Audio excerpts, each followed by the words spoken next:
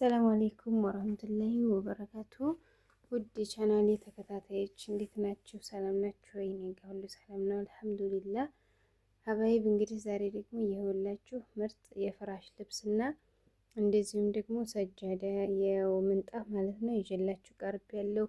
ቻናሉን ሰብስክራይብ ያላደረጋችሁ ሰብስክራይብ እያደረጋችሁ አበረታቱኝ። ለምን እንደው አላቅም ሰብስክራይብ የለውም ማለት ነው። ሀባይቢ ላይክ እያደረጋችሁ ምንጊዜም ደግሞ ቪዲዮውን እየተጠባበቃችሁ ለምታበረታቱኝ ከልብ አመሰግናለሁ ሀባይቢ። እና ኢንሻአላ እንግዲህ እስኪ ወደ መሀል አምባ የሚሄድ ነው የፍራሽ ልብስ እንደዚሁም ይሄ ምንጣፍ መጋረጃ ብሉ ብላክ መጋረጃ በጣም የሚያምር ማሻአላህ ታውታላችሁ። እሱን ገዝቼላታለሁ።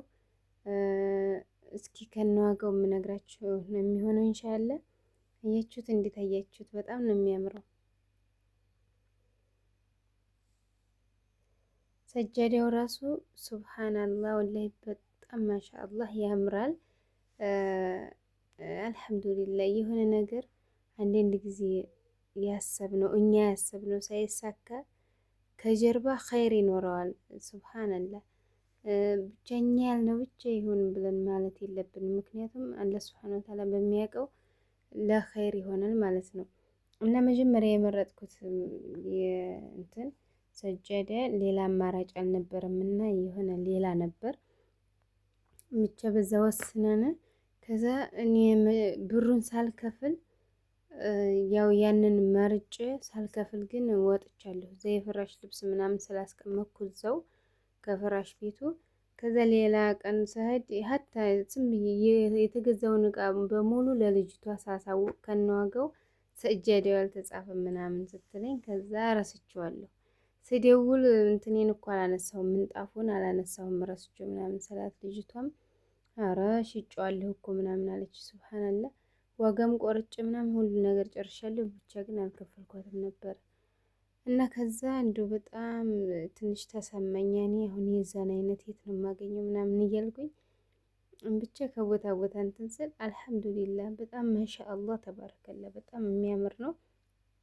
ያምራል ማሻአላህ ሀታ የንስ እንደው ብዙ ሰው ፈልጎት ነበር ማለት ነው። እና ማሻአላህ ተባረከላ በጣም ያምራል። ዋጋው ደግሞ 6500 መጨረሻ ብላይ ነው ለምኛት 6300 ብር አደረገችልኝ። ሀታ 6500 ቢሆን ምንም ቢሆን አይጎዳም። በጣም ነው ውበቱ የሚያምረው። ዋናው ነገር ዝሮ ደስ እንዲል ነው አይደለ?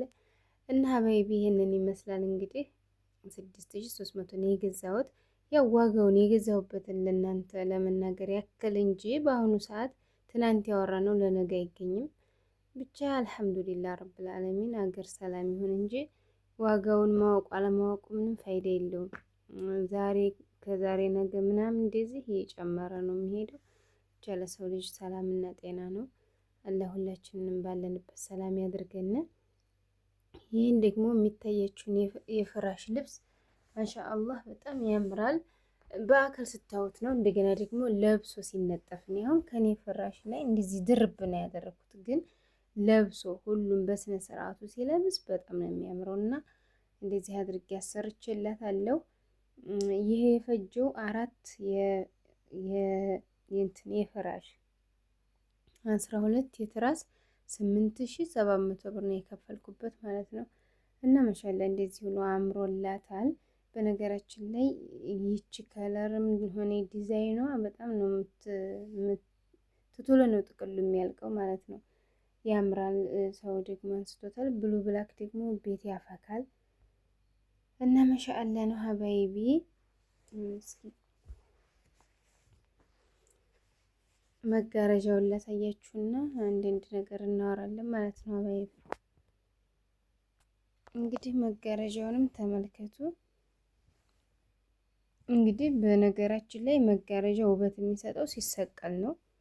እንደዚህ እኔ አድርጌ ባሳያችሁ ብዙም ያህል እንትን አይልም። ማሻአላ ከልብሱ ጋር በሉ ከሁሉ ነገር ማች ነው የሚያደርገው።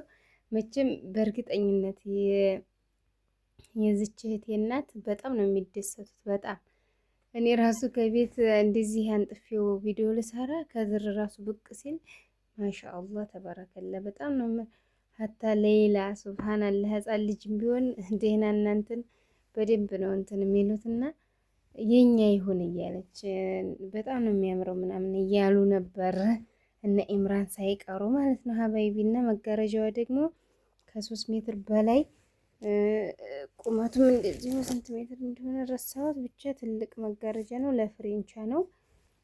9500 ብር ነው የገዛሁት። ቁመቱም በጣም ትልቅ ነው። ስፋቱም መሻለን እንደገና መጋረጃው ጥራቱ በጣም ምርጥ ነው ማለት ነው። ሀባይቢ አላህ ሱብሃነሁ ወተዓላ ኢልመን ናፊዕን የሚጠቅም እውቀት አላህ ይስጠን ለሁላችንም። ሀባይቢ በሚጠቅም ነገር የምንጠመድ ያለ ያድርገን። ለዱንያውም ለአኼራውም የሚጠቅም ነገር የሆነን እውቀት አላህ ይስጠን ማለት ነው። ማሻአላህ እንደዚህ አድርጎ አላህ ለፈለገው ሙያን ይሰጣል። እንደዚህ ከእውቀት ጋር ማለት ነው። ማሻአላህ አላህ ይወፍቀን እኛንም ማለት ነው። እና እንድላችሁ በዚሁ አጋጣሚ ሀባይቢ ማለት ነው እንግዲህ ሁሉም ሰው በአሁኑ ሰዓት እኔ ሳይ በውስጥም አንዳንድ እህቶች እንደዚህ በቃ አገሬ ገብቼ በቃ የሰራሁትን ሰርቼ እኔስ እኖራለሁ ምናምን እንደው የሰው ሀገር ምናምን ኮሜንት ላይም እንደዚሁ የሰው ሀገር ሰልችት ምናምን ብሏቸዋል። የሰው ቤት እርግጥ ለእንኳን አይደለም ለሁል ጊዜ ለአንድ ቀን ለሁለት ቀን ይሰለቻል። ግን ቢሆንም አንድ ጊዜ ሰውየው ከተሰደደ አይቀር እኔ የምላችሁ ሁልጊዜም ቢሆን የእንጨትም ይሁን ጠባብም ይሁን ሰፊ ቤታችሁን ተጠናክራችሁ ነው መምጣት ማለት ነው። በአሁኑ ሰዓት ሀገር ገብቶ መለወጥ መስራት እየተቻለ ለምን በሰው ሀገር ምናምን የሚለው በጣም በዝቷል። ሀባይቢ እዚህ ጋር ማለት ነው ሀገር መስራት እንትን ስበቡ ያኔ አንዴ ከወጣችሁ አይቀር ፖይንት ይዞ መንጣቱ ኸይር ነው። መነሻ ነጥብ ያስፈልገዋል። መነሻ ከተያዘ ቤት ካለ መነሻ እንደገና መንቀሳቀሻ ማለት ነው። ገንዘብ ካለ እዚህ ይሰራል። አልሐምዱሊላህ ይሰራል።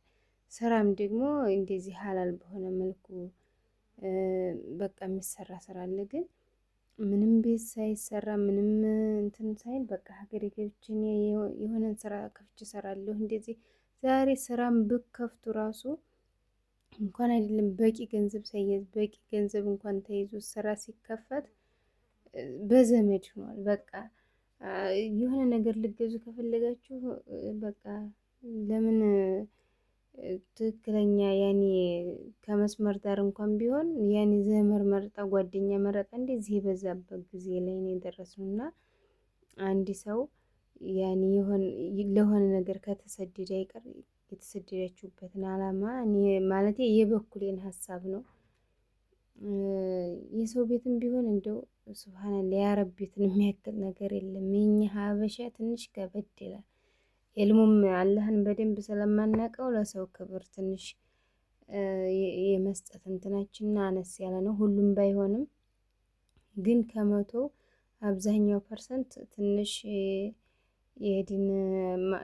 ዲንን የመረዳት ችግርም አለብንና ማን ከማን ተለጥፎ እዚህ ይሰራል ማለት ትንሽ ከበድ ይላልና በሰፊው አይቶ ደግሞ ወደ ጠባብ መሄዱም ኸይር አይደለም። ስለዚህ የሆነ ከተሰደዳችሁ አይቀር የሆነን ገንዘብ ይዛችሁ ከመጣችሁ በሰፊው ደስ የሚል ሙያ ምናምን ተከፍቶ ይሰራል። ብዙ ነገር አለው። ግን ባዶ ተመቶ እዚሁ ከእናንተ ሙያ ሰልጥኜ ምናምን የሚለው የሆነን ራሱ እንዲህ አይነትን እንኳን ጨርቅ ለማሰራት እንደዚህ ባለሙያ ዘመድ ይፈለግበታል። ብቻ ምን ልበላችሁ ያኔ ከሄዳችሁ አይቀር ቤት መሰራት ነው። ቢያንስም ቢያርግም ከተማም ይሁን ገጠር አመል የሚሸሽገው የራሴ ያሉት ቤት ነው። ጠበብም ቢል ሰፋም ቢል የእንጨትም ቢሆን የምንም ቢሆን ብቻ የኔ የምትሉት ለጊዜው ውጭም የሰው ልጅ ዘላለም አይኖርም እስከምንነሳ ድረስ። ግን ደግሞ ሰውየው አእምሮን የሚሸሽግለት የገዛ ቤቱ ነው እንጂ ሀታ የወላጅ ቤተሰብ እንኳን ቢሆን መማረር ይመጣል። እና በአብዛኛው ሳይ ያኔ እንዲህ አይነት ብመጡ እንደዚህ ከፍታችሁ ብትሰሩ ብዙ ነገር አለው በውስጡ። ሀታ የዩቱብ ስራ እንኳን ዩቱብ አሁን ይናፈሳል።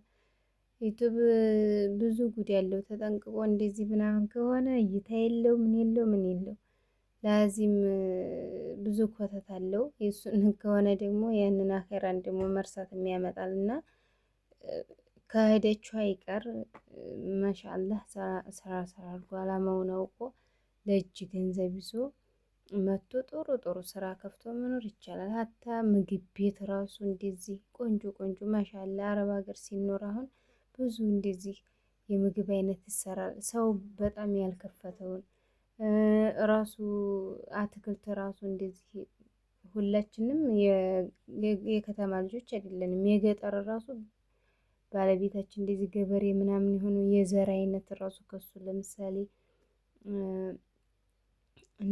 እንደ እንትን ኽያር ምናምን እንደዚህ ያሉ ዘሮችን እኔ እዚህ የሚለሙ ይዛችሁ ብመጡ ራሱ ከይህ እንደ ብርቅ ነው ገበያ ላይ እንትን ሲባል ማሻአላ ሰው ይፈልገዋል። እና ሀባይብ ወሬ እንዳላበዛባችሁ ያኔ ከሄዳችሁ አይቀር ግብ መኖር አለበት። እቅድ ያወጣችሁ ለዛ እቅድ እንትን መሆን አለበት እና